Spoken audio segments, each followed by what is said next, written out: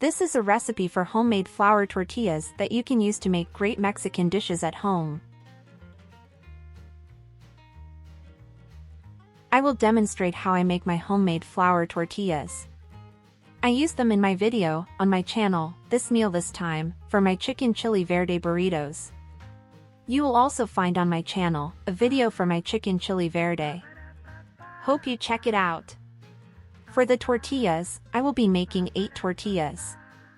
I mixed in a bowl, 2 cups of bread flour, 1 teaspoon of baking powder, a half teaspoon of salt, a 1/4 cup of vegetable oil, and 3/4 cup of water, heated to between 115 and 130 degrees Fahrenheit.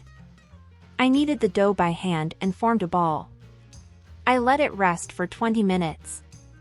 Then, I made 8 dough balls and rolled them each into circular shapes. I heated a cast iron skillet to medium-high heat. I placed a tortilla in the skillet and let it cook for 30 seconds on the first side, and then another 15 seconds on the second side. As the tortilla cooks, you will start to see what looks like bubbles forming.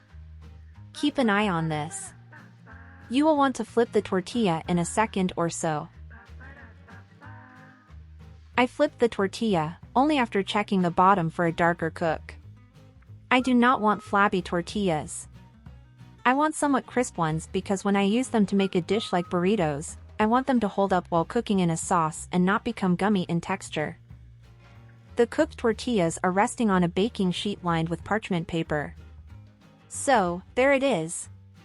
The recipe is as simple as it gets. Please check out my video when I use these tortillas to make my chicken chili verde burritos. Thanks for watching and please like this video and subscribe. See you next time.